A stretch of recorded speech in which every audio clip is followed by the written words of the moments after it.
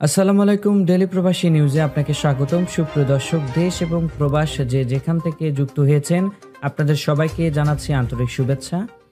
সুপ্রিয় দর্শক, আজকের খবরে আলোচনা থাকছে ফিলিস্তিনিকে নিয়ে নতুন আহ্বান সৌদি যুবরাজের। জানিয়ে দেব এই খবরটি সম্পর্কে বিস্তারিত সংবাদ ও পুরো ভিডিওটি দেখে বিস্তারিত জেনে নেবার অনুরোধ থাকলো।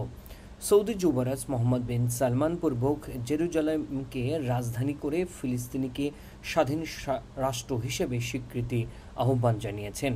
ফিলিস্তিনি ইসরায়েলের আগ্রাসন এবং মধ্যপ্রাচ্য সংকট ইস্যুতে বাহরাইনের রাজধানী মানামায় অনুষ্ঠিত আরব লীগের বৈঠকে এ মন্তব্য করেন তিনি। এতে অংশ নেন জাতিসংঘ মহাসচিব অ্যান্তনিও। বৈঠকে অংশ নিয়ে জাতিসংঘ মহাসচিব বলেন, ফিলিস্তিনি যা চলছে তা উন্মুক্ত ক্ষতের মতো। এই ক্ষত ছড়িয়ে পড়তে পারে পুরো অঞ্চলে। আমার দেখা সবচেয়ে ভয়াবহ সংঘাত চলছে এই ফিলিস্তিনে।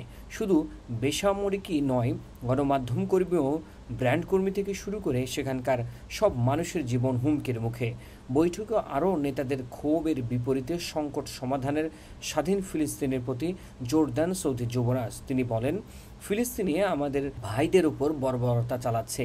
ইসরায়েল এই বর্বরতার বন্ধের কার্যকর পদক্ষেপ নিতে আমরা যৌথ প্রচেষ্টা চালাব। এর পাশাপাশি সেখানে ত্রাণ সরবরাহ দ্রুত ব্যবস্থা করাও আমাদের দায়িত্ব। পূর্ব জেরুজালেমকে রাজধানী করে ফিলিস্তিনিকে স্বাধীন রাষ্ট্র হিসেবে স্বীকৃতি দিতে হবে।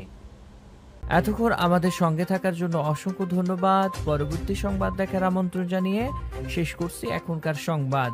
প্রতিদিন সৌদি আরবের গুরুত্বপূর্ণ খবর জানতে ডেলি প্রবাসী নিউজ ইউটিউব চ্যানেলটিকে সাবস্ক্রাইব করে পাশে থাকা বেল বাটনটি প্রেস করে দিন, যাতে করে সৌদির পরবর্তী কোনো খবর মিস না করেন।